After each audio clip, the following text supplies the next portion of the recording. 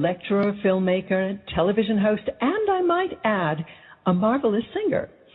He's a researcher of ancient civilizations, consciousness science, and new paradigms of matter and energy, all themes he covered in his seminal first book, The Source Field Investigations.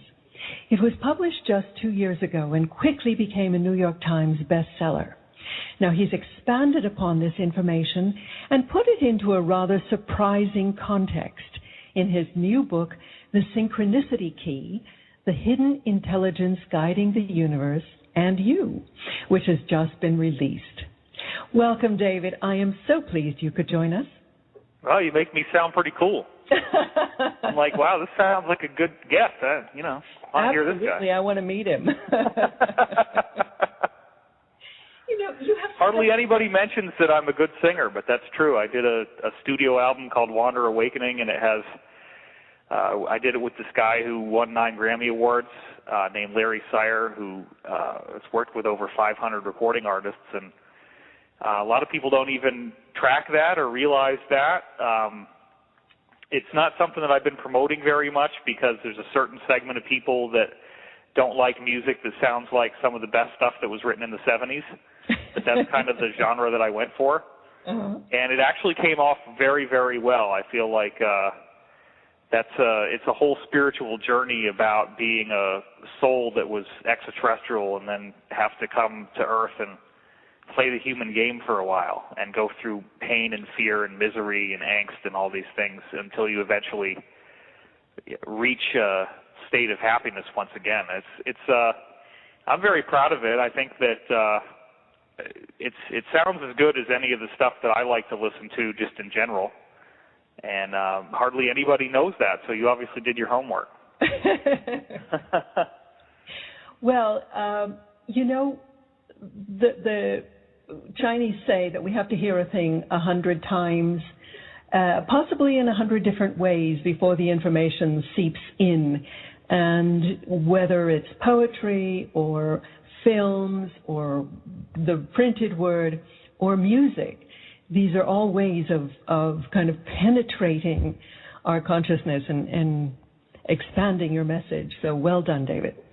Yeah, I've been working quite a bit on guitar for the last 2.5 years, and I've gotten to the point that I'm doing some pretty complicated fingerstyle stuff. And actually, I'm just realizing now I've got to stop working on the really technically elaborate pieces and learn more repertoire that's sort of like middle of the road in difficulty so that I'll have more things that I can play and sing along with. But that whole thing is going very well. So I am putting a lot of time into my music. When I did Wander Awakening, which is on my website, divinecosmos.com, it is there if people are curious about it. But when I did that, I wasn't really, I'd never played guitar, whereas now I can take a different approach and actually be able to do like solo music as I build this up. So that's a lot of fun. But good for we you. got things that most people want to hear about that are probably a lot more interesting to them than my music. So I'm happy to talk about that. Well, you have so many talents and clearly a prodigious intellect. What drew you into the rather esoteric fields of research that you've been focusing on? I would say that having a mother who was really into it had a big effect on me. I remember almost as early as I can recall that my mother had dream notebooks and was writing her dreams down, and that she had the Seth material by Jane Roberts, which was allegedly channeled, and she was very into a book called The Nature of Personal Reality that was like, I think, the 3rd Seth book that was made, and it had really changed her outlook. She also read Carlos Castaneda books, like all the Carlos Castaneda books at the time, and she started to present me with some pretty psychedelic concepts that she heard about the Castaneda books. Like, I would say to her, for example, oh, look at that shadow on the road. It looks like there's an animal there if you look at it a certain way. And then my mother, and this is literally when I'm a little kid, said, what if that shadow is an animal actually in another reality? So this is the kind of thing that was very commonly happening. So I did not have, by any stretch of the imagination, a typical childhood. My mother had a very expansive intellect. She plays keyboards phenomenally well. and can sing a complex vocal part over a very complex piano part. And so I grew up listening to her practice and develop this. And she also had music students, and that was her main source of income, especially after my parents divorced. She was either doing performing music or piano and voice teaching. So I grew up in a very musical family. My father wrote about rock and roll music, and actually I would go to rock concerts all the time, and because he was a journalist, we also got backstage passes. So I got to meet the gods of our world. I got to meet all the rock stars, and I was always this little kid with a backstage pass, and there was never any kids backstage other than me, and perhaps my brother if he came with us, and he usually did. So that also, I think, had some kind of an influence on me, because people are under a spell. They think that if somebody is a public figure or a celebrity, that means that they're different than us, or that they're better than us, or that they don't have flaws. And a lot of people want to lay projections on them that they're somehow divine or special. And I'll tell you, I've met hundreds of rock stars, and I'll tell you the same thing happens every time, which is they're utterly ordinary. Mm-hmm. Nothing special about them. And people don't realize that. So you were an iconoclast from an early age. I guess so. Shatter the idols. So how did you proceed? What kind of education did you get? What career did you see unfolding in front of you? Well, both of my parents obviously were highly intellectual. I would say both of them probably have an unusually high IQ. My grandfather on my father's side was an engineer who actually did work for the military-industrial complex doing bearings and lubrication engineering. So he designed some bearings that are standard issue on all helicopters, for example, that have saved many lives. They used to have a problem where the propellers were coming off from when they get strafed by machine gun fire, like in the Korean War. And my grandfather developed a casing around the axle to the propellers on the top of the helicopter, the blades, and that's now standard on every helicopter. It's probably saved untold thousands of lives. And then his father actually designed and built the New York City subway system. He had a JD in law and a PhD in engineering, so he was able to cut the red tape and solve the engineering problems at the same time. So I have a pretty strange background in that sense. It's sort of an industrial and professional basis to my family.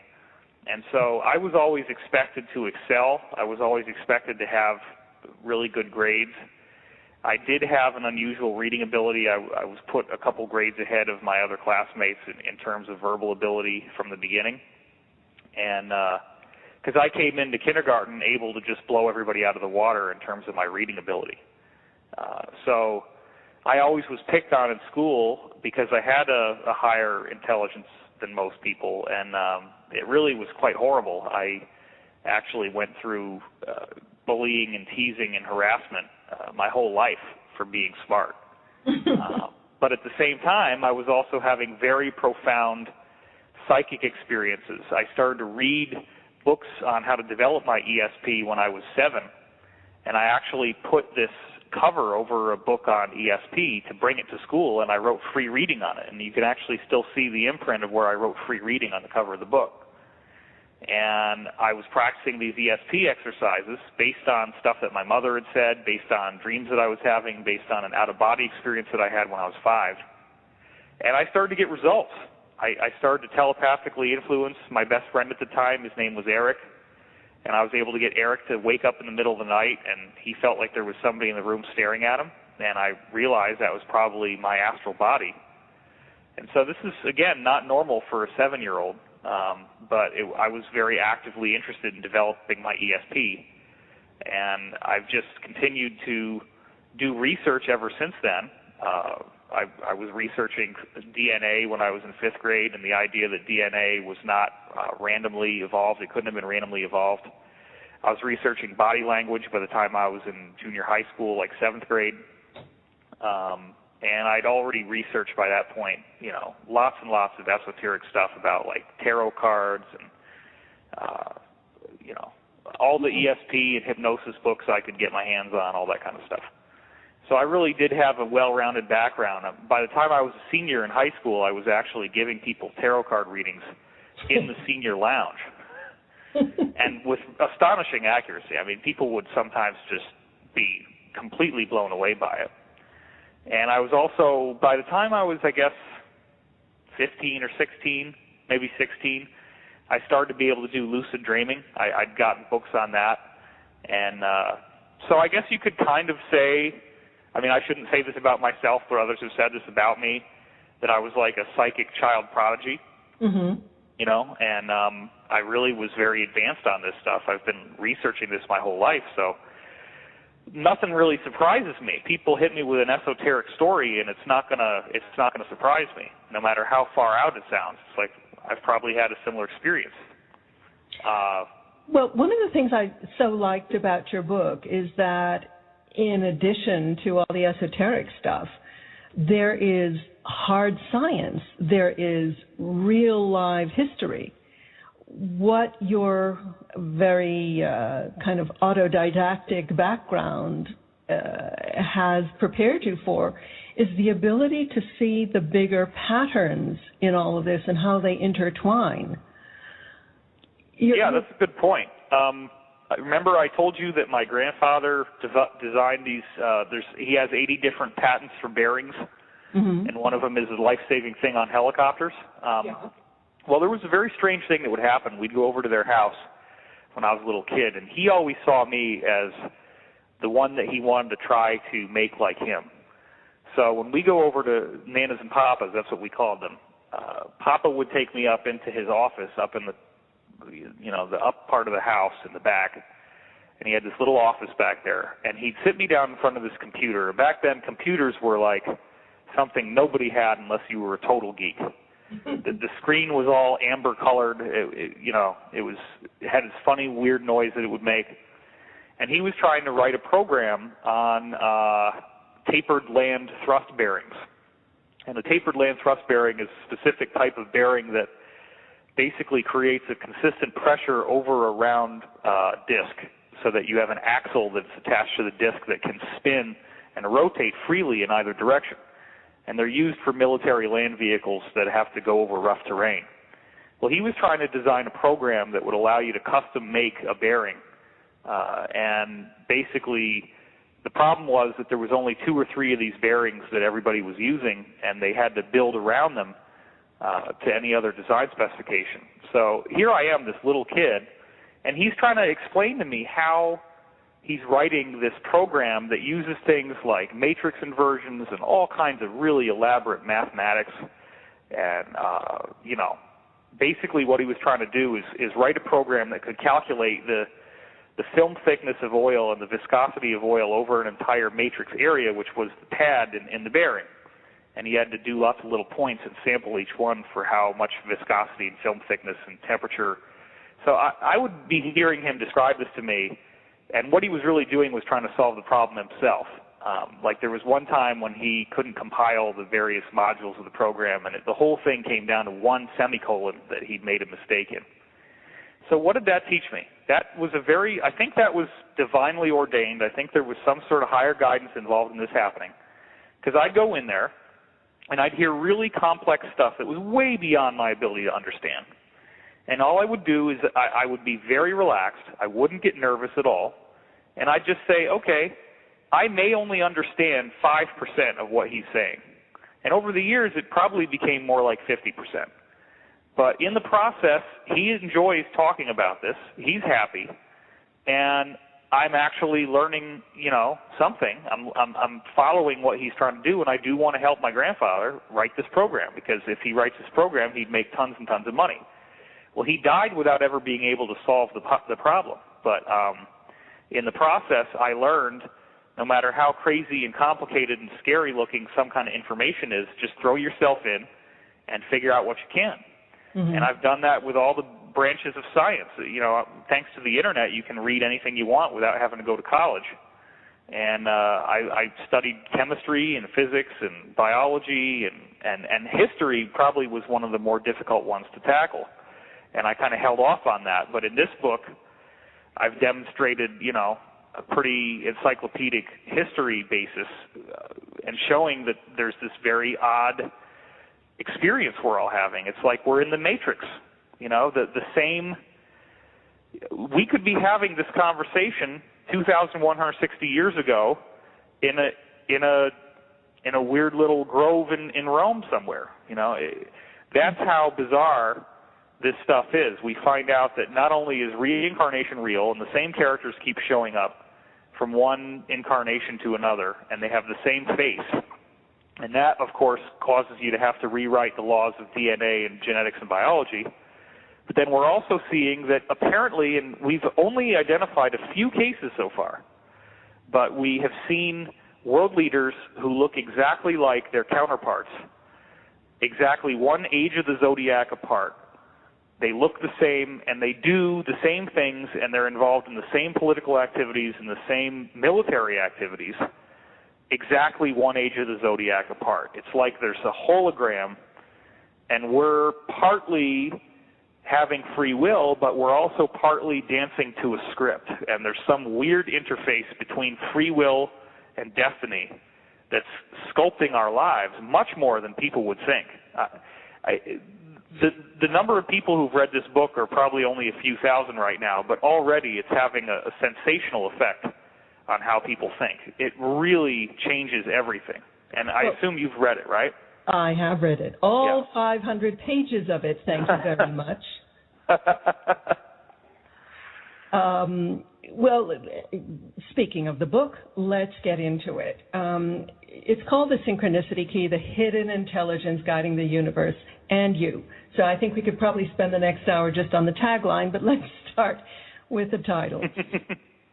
What do you mean by synchronicity in the context of your book? Okay, synchronicity was coined by Carl Jung, who I found out about very early in my life. His name shows up a lot because he was a contemporary of Sigmund Freud, but then he went off into a direction that Freud couldn't support. Jung's basic belief was that we have a collective unconscious, as he called it, and now, of course, that word is not in vogue. It's subconscious, because it is partially aware in your waking thoughts, and there are ways to access it in your waking thoughts. But anyway, he called it a collective unconscious, and he had a near-death experience where he experienced clinical death. He had a cessation of heart rate, brainwave activity, and respiration. But in the process, he was still having contiguous thoughts in some sort of parallel reality that people all identify when they have a near-death experience. There's been lots of clinical studies of people having the same set of experiences when they go into the afterlife in a clinical death scenario, and then they get resuscitated. In Jung's case, he experienced this beautiful light, and he became aware when he was out there that the light was a personality, that the universe has a personality. The universe is alive, the universe thinks, which he'd already kind of been on that track with collective unconscious. But then he has this NDE, and the light basically tells him, this is who we all are, and there's a series of personality archetypes. There's a series of characteristics that everybody has. So he then developed from this experience the idea that there are blueprints of consciousness that we pop into, and that the consciousness is trying to make us aware of itself, and it uses an experience called synchronicity to do that. And synchronicity, as Jung coined it, is a bizarre correspondence between two or more seemingly unrelated events.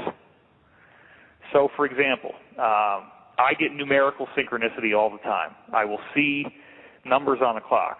When I slept in late today, and I'm glad we were able to do the show because I got up right before the show started, but when I first got up, it was 11:11, and I just look at the clock and I start laughing because there it is again.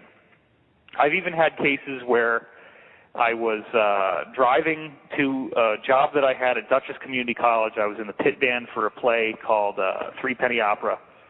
And as I'm driving out there, I have this thought that, I really ought to be losing the fear and just I got to be more careful because I left late and I'm worried about whether I'm going to make it and I got to leave earlier, right? It's just a basic hey, don't cut things to the last minute kind of message. As I have that thought, and right as I have that thought, I look at the clock in my car, and it was, I believe, 5:55. I look at the odometer, and I've got a bank of digits on the odometer at the same time, and simultaneously rain starts pouring down. And that, to me, is a synchronicity. It's like you could say, if you're a skeptic, oh, well, he's just making a connection out of nothing. But this kind of stuff is strange, and it happens again and again. And in the book, of course, I have several very dramatic examples. And synchronicity really kind of polarizes the audience, because the people who have the experience say, oh, this is totally obvious, it happens to me all the time.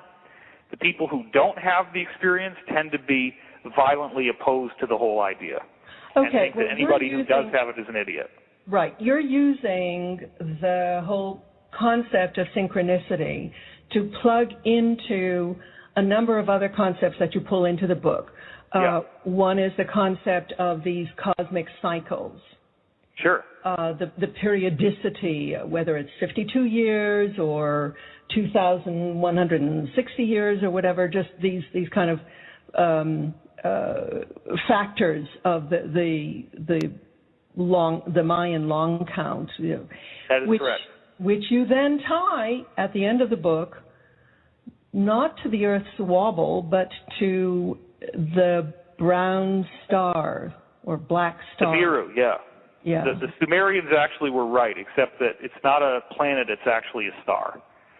And that knowledge is well known on the inside in mystery schools and, secret government classified programs, that we do have a brown dwarf that we're orbiting. And it does have planets that orbit around it as well. And the so-called Anunnaki do live on one of those planets to this day. That's one of the places they live. It's not the only place, but they do have a huge settlement on one of these planets around this companion star. But that's not so much, the book is not about the Anunnaki. It doesn't even hardly mention Nibiru. It's about the idea that stars themselves generate a pattern that is like a fluid dynamic. In other words, there's an energy all around us that's fluid-like, and it's outside our physical reality, so we only notice it when it coalesces into matter. But it does still exist in a non-physical form, and within that reality, you could say a hyperdimensional reality. It very much is a tangible thing in that level of existence, and it has ripples and vibration. And it turns out that when you vibrate ordinary water, that you get beautiful geometric patterns if you vibrate the water according to some of the basic diatonic frequencies that you get in, like, the white keys on the piano. In order to see that geometry, all you have to do is put little particles in the water, and then all of a sudden it jumps out. So then you got to take a huge leap forward from that little premise to the idea that stars, the surface of stars, is actually breathing in and out. It's oscillating up and down, and there's plenty of good evidence for that. Stars are actually, they have an internal vibration that's causing this geometry to form, and that geometry actually creates pressure currents that determine where the planets are held in place and how they rotate around the sun. So all of the planetary orbits can be solved by taking certain basic geometric shapes called the Platonic solids and showing basic relationships of how they fit together. And you can solve every single position of every planet in our solar system that way. And that was discovered in modern times by John Martineau, who wrote a book called A Little Book of Coincidence in the Solar System. Of course, very tongue-in-cheek title, because there's no coincidence to this stuff.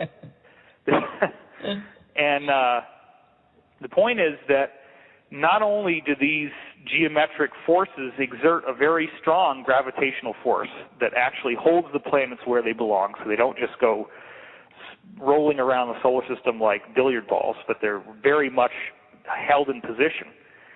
It also, this same geometry is the basis of thought and consciousness. And so if you are, in this case, in a binary solar system and you're orbiting another star, that star has geometry that's just sort of hanging out in space. And as we orbit around that geometry, it's as if we're moving through different influences similar to the idea that there was one place when I used to live in Rosendale, New York on Route 32, and you drive past these caves. And as soon as you drive past the caves, all the air in the car will get really cold for just a couple seconds. And then it would stop and it would go back to being warm. It could be the middle of the summer, and you drive past this one part of Route 32, and whoosh, the air just gets totally cold in the car. It was always great. I mean, I loved that part. And this is kind of the same thing. It's like there are influences that we, instead of driving, we're just sort of floating through interstellar space, and we hit these regions, and the regions then have a very noticeable effect on how we think and how we feel. And if you really want to go down the rabbit hole a little bit deeper, this relates back to the idea that the geometries themselves are built of close-packed spheres. You can take smaller spheres of the same diameter and pack them together and build these shapes out of it. And then each of those spheres, as it turns out, just like the 6 edges of a snowflake, they're all going to have the same image. The spheres actually are living templates, and whatever happens in one timeline, in one sequence of one sphere, that same event will now be etched into the next sphere. So if you get a really powerful event that happens in one sphere, it could very much influence the next time around. The same thing happens because it's holographic. If you take a holographic plate and you take an image or a holographic picture, you cut that plate up into little pieces. Each piece will show an image of the entire hologram, not of just one part of it. In the same sense, as we orbit through this geometry, we're orbiting through smaller spheres that build the shape, and each sphere actually is the same sequence of events that gets etched into it as we create reality. So we have to keep going through these influences that we created before. I think it might be helpful for the listener to, if we went into the role of light in all of this. I found some of the experiments that you discussed totally mind-boggling, fascinating, amazing. Okay, cool. Yeah, nobody's asked me that before, so I'm happy to talk about that. Well, you know, you mentioned that Jung was focusing on the light as the kind of active element here. So yeah, I'm not sure if what I'm going to say is what you're looking for or not, but you had a couple of experiments, like the DNA acting as an antenna, the laser light. Okay, that is what I thought you were asking me. Okay. Yeah. That's good. That's a kind of interesting technical subject that I haven't actually talked about yet in anything that people have been hearing. You got to go back to a basic core principle, which is very esoteric for most people. And the idea is that there's only one identity in the entire cosmos. And you are that identity, and you're asleep. You're having amnesia. The human experience is like this core identity that you are. It's still in there, in you somewhere. And if you really dig deep enough, you can find it, and you can become that identity. But most people have to go through multiple lifetimes to just peel away the layers little by little to more and more remember that you are, in fact, the creator of the universe, and we all are. There's nothing else there. And if you can vibe with that concept, then that means that everything in the universe is created as a thought of this one infinite creator, that thoughts built reality, and that's all there is. So that is very bizarre, too, because the connection between thoughts and matter seems to be pretty tenuous to most people. But the idea here is that, in fact, physical matter is not made of particles. It's made of energy, and the same vibratory stuff I was talking about with geometry, I show in the book very clearly that there is a geometric basis to physical matter, that atoms and molecules are actually nothing more than resonance patterns of this fluid-like energy, which actually is the energy of thought. So in order to really explain this and not sound like I'm just concocting things out of thin air, I draw heavily on a series of books that I read in 1996 is when it started, called The Law of One. And I had already, obviously by that point, been a serious science geek. I'd been doing it for many years. I had tons of research under my belt.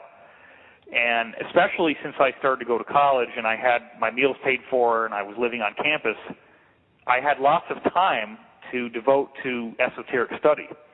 And so in that course of learning all these things, I read about 300 books just in college. I got out, and then I read Law of One, and here I thought I'd made all these discoveries, and maybe I would write books about them someday, and then the Law of One comes along and just blew me out of the water. It was way more advanced than what I'd read so far, but there were already all these things in there that I could prove through research that didn't occur when the books were originally written in 1981 through 83. And these books apparently were written by an extraterrestrial consciousness through a woman who was unconscious and was not aware of the words that she was speaking, and then was being interviewed by a physics professor named Dr. Don Elkins. And it seems like, for most people who are still in the matrix, if you will, a very unlikely premise that anything of value would come out of that. But, of course, there's a pedigree with Edgar Cayce in his background, sure, where he did 14,000 medical readings and was able to accurately diagnose somebody's problems without any front-loading. He could just get their name and address and then tell you everything that was wrong with them. And this was also in his sleep. Yeah. Yeah. And so the Law of One, you know, Edgar Cayce fanatics probably don't like it when I say this, but I feel like the Law of One is a significant improvement over the Cayce readings. The Cayce readings kind of ramble, and they're difficult to understand, and the sentence structure can go on and on and on, whereas the Law of One is very precise. There's not a single wasted word. And they have to manipulate language in order to express concepts that we don't even have the language to represent. In fact, actually, this morning I had a dream in which the whole concept of past, present, and future is a linguistic constraint that doesn't accurately reflect the nature of reality. Any experience that we're having is an experience that happened before on another one of these wheels of time, and the wheel just rolls back to the same place again. And so you can't ever be sure if anything that's happening to you is unique or if it's a repetition of something else.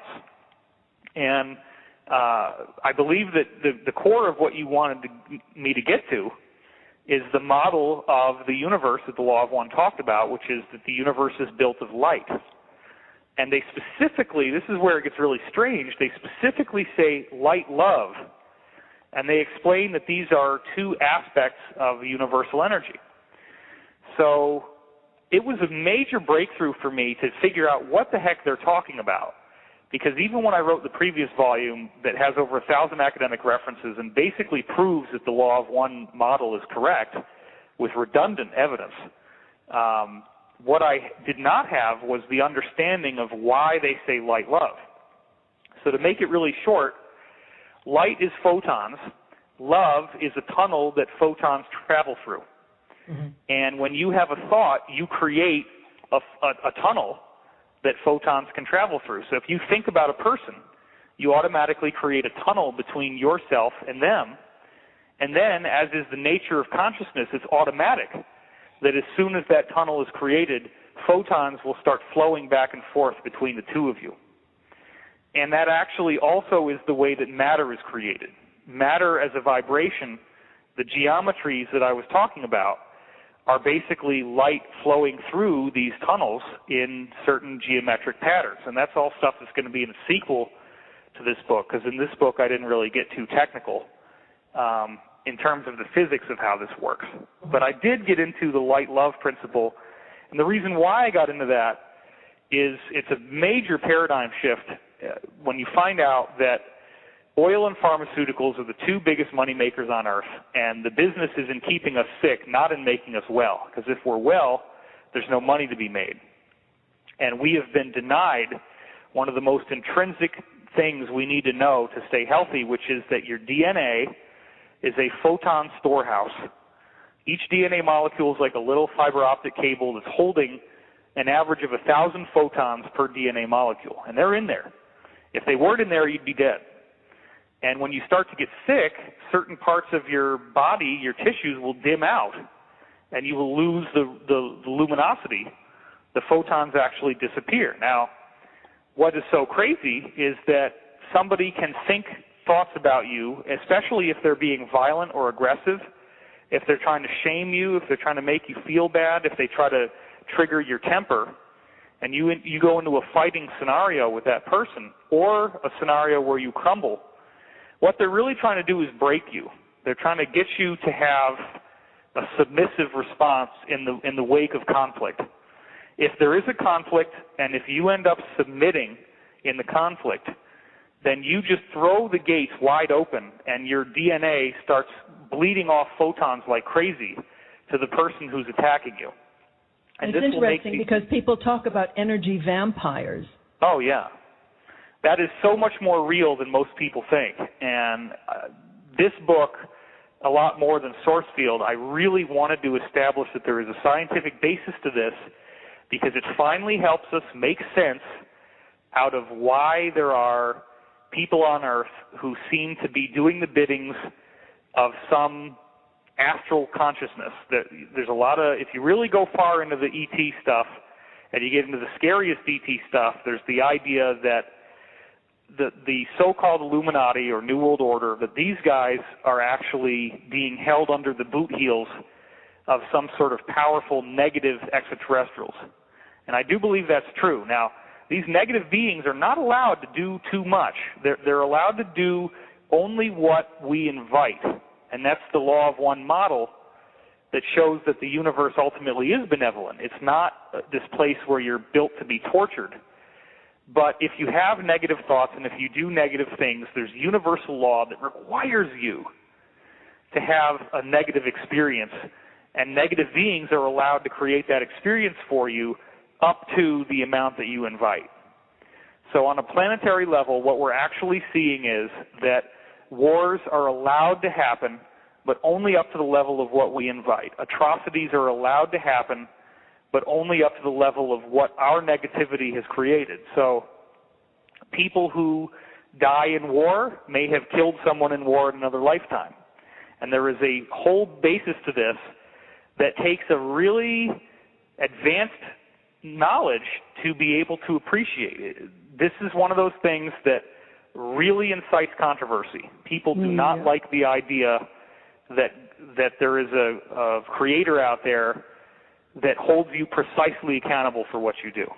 They would like to think that you get to squeeze out without having to be accountable for your actions. It's not true. I've learned as a result of running a very high spiritual path, or what I try to have is a very high spiritual path, you don't get away with anything. You're accountable for every jot and tittle of what you do to others. There is no forgiveness, ultimately, because you have to work off what you did, and that is forgiveness. Forgiveness is bringing your balance up to an equilibrium again. And you have to be, the human experience is an experience where we get to create thoughts, and if our thoughts are loving, then everything's fine, and we have success, and we have prosperity, and we have joy. And if we create anger and hatred, and we start absorbing other people's energy using this method that most people don't even realize exists, but believe me, people who are negative, they do profit from stealing others' energy. They just don't know why it makes them feel good. You know, when we do that, you are going to have all that stuff done back to you. I would really love for you to just describe one or two of those experiments with light, with laser light. Okay. Some of the basic ones would be that Dr. Peter Garyaev, a Russian scientist, takes a piece of DNA, puts it in a little room, and then shines a laser into the room. Now, we would normally expect that the laser light would be evenly distributed throughout the room, or fairly evenly distributed. But instead, what happened, and he was able to confirm this with microscopes, is that the DNA actually absorbed the light. And I should point out that I have whole episodes on my Gaiam TV show where I talk about this. And if you go to wisdomteachings.com, that's the website that gets you to my television show, This is something that takes a lot of time to explain well, and I do it in several episodes of that show. But anyway,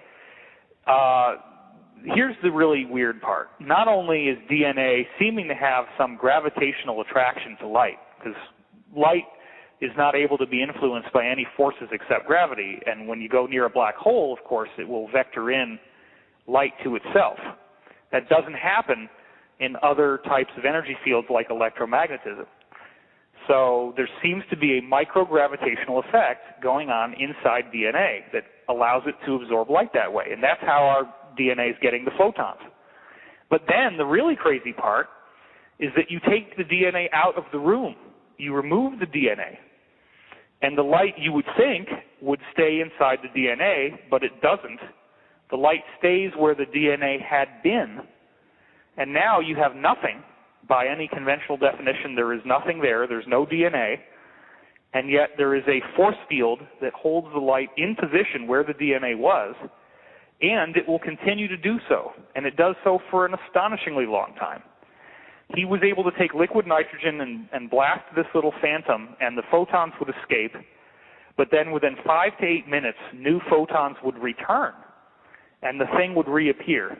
And he was able to continue doing that and have new photons reappear for an entire 30 days after the DNA was removed. And that, to me, is so groundbreaking in scope and importance, and that's why in the new book I start almost right from the beginning talking about it. Well, this kind of explains the energetic imprint left by traumatic events, ghosts even, or haunted houses where people feel cold spots and so on. You're absolutely right. And it's also what I was talking about. If you view time as a wheel, all we have to do is figure out how long the wheels are, and then if there's a traumatic event that happens in one wheel, and then the wheel turns again, we're in the future. I mean, don't get me wrong. Past, present, and future do exist in one sense, but if something really bad happens in a previous wheel, it's going to happen again in the next one, because it leaves a residue, it leaves a blueprint, just like you were saying. Mm-hmm. So that does very much relate to the cycles of history. Some of this stuff is archetypes, and it's like a universal mind, but some of it is the result of things that simply happened before, and when the cycle comes around again, those influences, we have to work off the trauma, and they will repeat. But what astonishes me is how precisely it works and how many examples there are. I mean, the whole second half of my book, 250 pages, I don't know how the heck skeptics are going to handle this, because you cannot fight the data. The data is overwhelmingly intricate and perfect. There's no denying it. It's a scientific fact that history is repeating itself. Mm-hmm. And instead of trying to tear it down, because believe me, I was aware of this since 1999, and so I meditated on this concept for 14 years before I wrote a book about it. I've had a lot of time to think about this and try to nullify the hypothesis and see if there's any way that maybe somehow this is not really happening. And my conclusion is it's absolutely real, and it's something that we really need to understand. Well, you use Joseph Campbell's archetypes of the hero's journey, and I'm wondering whether you think that people, say, take on the role of nemesis in order to provide a foil for the evolution of the rest of us, or are they just plain evil? Well, in law of one terms, you can be negatively polarized, which is their term for what normally we would call evil. There are negatively polarized beings. And if you really, really negatively polarize, you actually have the opportunity to reach the next level of reality as a negative being. But in law of one terms, you have to be 95% negative, and the only way that you could actually even try to get that far is you'd have to be literally a mass murderer. You'd have to be personally responsible for the torture, suffering, and death of large numbers of people. That's the only way you can polarize up to 95%. So like Genghis Khan is an example of somebody who actually graduated as a negative being from our planet. But the beings in those realities are so negative that apparently, in law of one terms, Genghis Khan is only a shipping clerk. Like, he has a fairly low-level position in this pecking order of negative beings out there. So reminds me of that movie Despicable Me. Oh well. But at the end of the cycle of evolution, and well before the end of the cycle of universal evolution, every soul is a reflection, like from a prism or a mirror disco ball. We're all reflections of the one single beam, the one single luminosity. And negative beings are not allowed to stay negative if they don't eventually go positive in what would be considered sixth density, the very beginning of sixth density. And there's only 7 densities before you go back to universal oneness. Mm. And those correspond to the 7 chakras. If they don't polarize positive by the beginning of sixth density, and those are only the really strong ones too. I mean, a lot of them can't make it that far, but if you don't go positive by then, you simply cease to exist. Your soul literally disintegrates back into pure light. Because by that point, you've so forgotten who you are that your soul is essentially recycled as energy. Now, tell me, we came to the end of the Mayan long count last December. Do you think that we have begun a new golden age? Absolutely. I think that there are hallmarks that have not yet become totally obvious that will be more obvious as time goes on. The Mayan calendar end date didn't have any overt events that occurred right around it, but now, 6 months later, NSA disclosures and surveillance is painting a very different picture. There's a huge amount of "I told you so" that we can claim as people who are aware of what's been going on, where the average people who were in the Matrix, or muggles to use the Harry Potter word, right, they were not aware of this. And they were laughing at people who thought this was true and calling us tinfoil hat nuts and conspiracy theories. And now it turns out, wait a minute, they were right all along. And what people have not yet seen on any widespread level is that there is an international alliance that has been working very diligently to defeat the global bad guy, the global nemesis.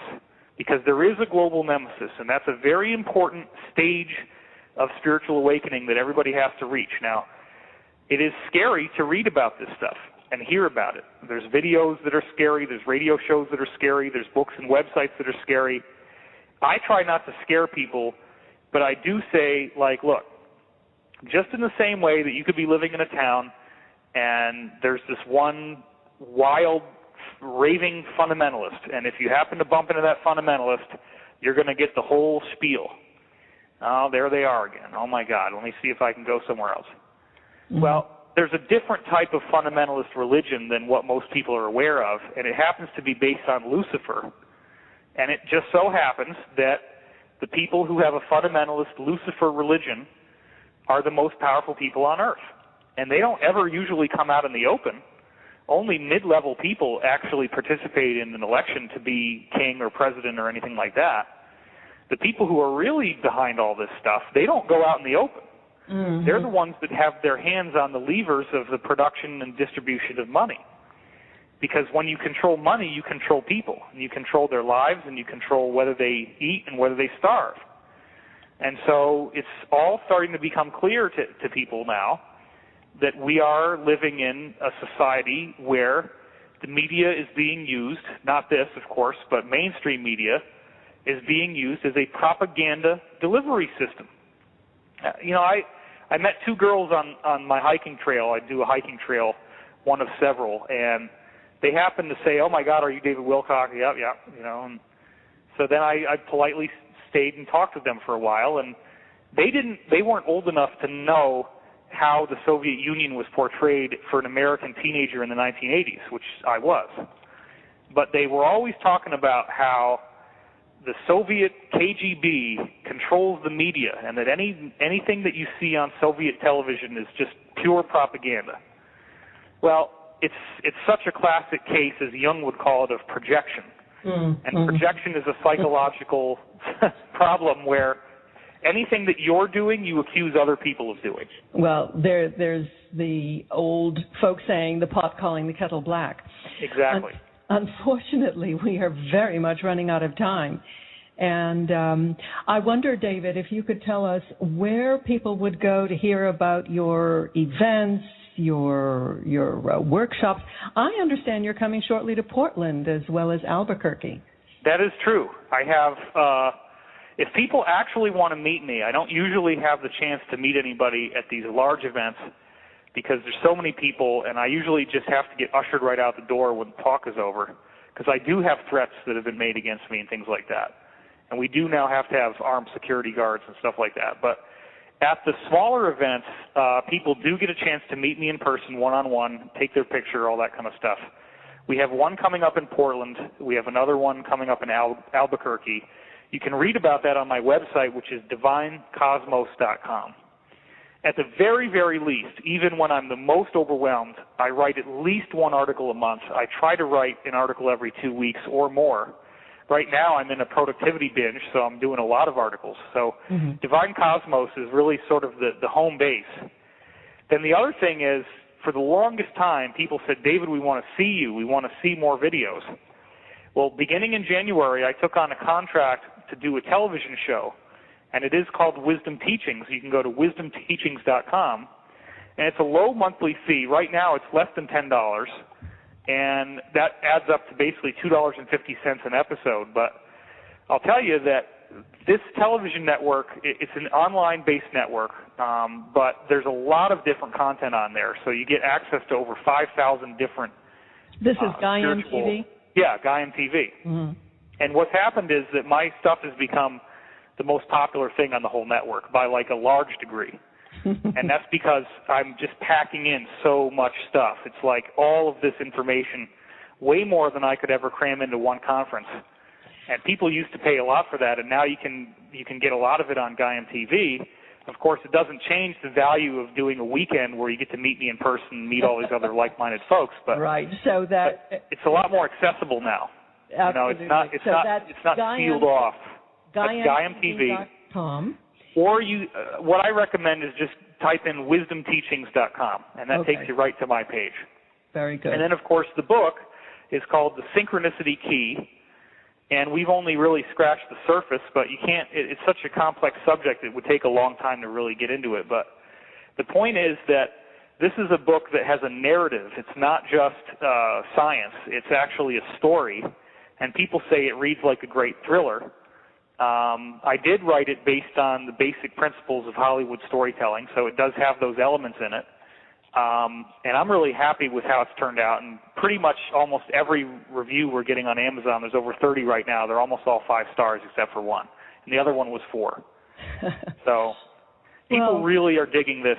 It's actually, it's a paradigm-busting thing. It really reveals that we're living in a hologram, and it's a matrix. It's not real in the way that most people think. And that's a stunning thing to see this.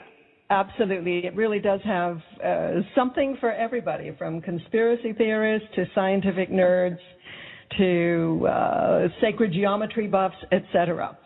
Well, and I also pack a lot of wisdom in. There's a lot of really good soul nourishment in this book as well. That's very important. Absolutely. From your soul to the rest of us. Thank you so much for being with us, David. Well, thank you. This was great. I really appreciate it. David,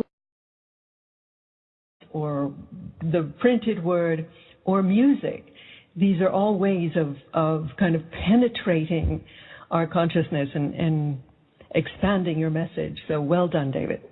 Yeah, I've been working quite a bit on guitar for the last 2.5 years, and I've gotten to the point that I'm doing some pretty complicated fingerstyle stuff, and actually, I'm just realizing now I've got to stop working on the really technically elaborate pieces and learn more repertoire that's sort of like middle of the road in difficulty, so that I'll have more things that I can play and sing along with. But that whole thing is going very well. So I am putting a lot of time into my music. When I did Wander Awakening, which is on my website, divinecosmos.com, it is there if people are curious about it. But when I did that, I wasn't really, I'd never played guitar, whereas now I can take a different approach and actually be able to do like solo music as I build this up. So that's a lot of fun. But good for we got things that most people want to hear about that are probably a lot more interesting to them than my music. So I'm happy to talk about that. Well, you have so many talents and clearly a prodigious intellect. What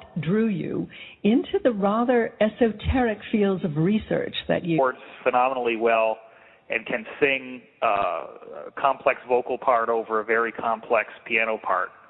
And so I grew up listening to her practice and developed this. And she also had music students, and that was her main source of income, especially after my parents divorced. She was either doing performing music or piano and voice teaching. So I grew up in a very musical family. My father wrote about rock and roll music, and actually I would go to rock concerts all the time, and because he was a journalist, we also got backstage passes. So I got to meet the gods of our world. I got to meet all the rock stars, and I was always this little kid with a backstage pass, and there was never any kids backstage other than me, and perhaps my brother if he came with us, and he usually did.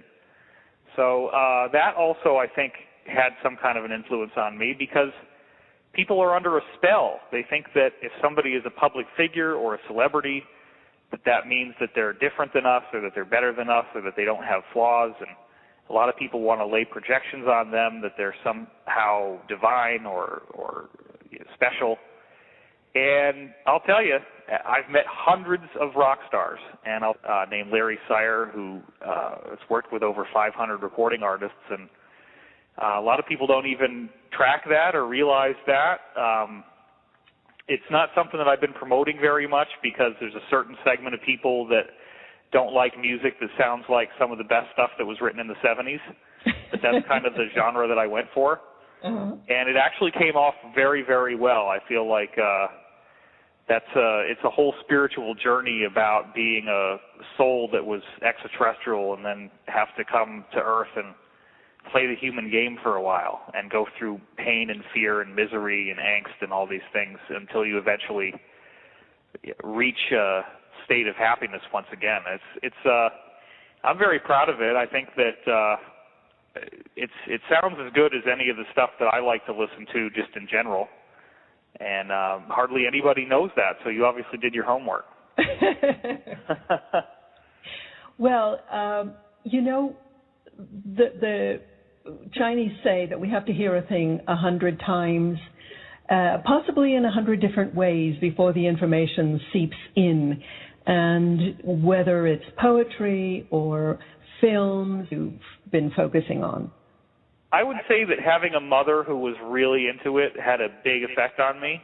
I remember almost as early as I can recall that my mother had dream notebooks and was writing her dreams down, and that she had the Seth material by Jane Roberts, which was allegedly channeled, and she was very into a book called The Nature of Personal Reality that was like, I think, the third Seth book that was made, and it had really changed her outlook. She also read Carlos Castaneda books, like all the Carlos Castaneda books at the time, and she started to present me with some pretty psychedelic concepts that she heard about the Castaneda books, like, I would say to her, for example, oh, look at that shadow on the road. It looks like there's an animal there if you look at it a certain way.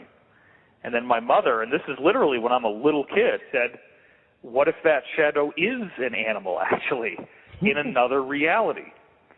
So this is the kind of thing that was very commonly happening. So I did not have, by any stretch of the imagination, a typical childhood.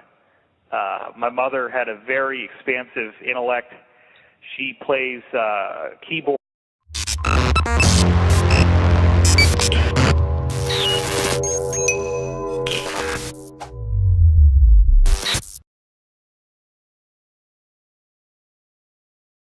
Lecturer, filmmaker, television host, and I might add, a marvelous singer.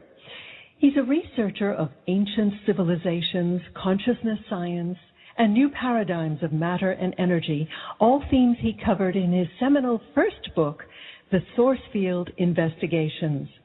It was published just 2 years ago and quickly became a New York Times bestseller. Now, he's expanded upon this information and put it into a rather surprising context in his new book, The Synchronicity Key, The Hidden Intelligence Guiding the Universe and You, which has just been released. Welcome, David. I am so pleased you could join us. Well, you make me sound pretty cool. I'm like, wow, this sounds like a good guest. I want to hear this guy. Absolutely, I want to meet him. You have hardly anybody mentions that I'm a good singer, but that's true. I did a studio album called Wander Awakening, and it has I did it with this guy who won 9 Grammy Awards.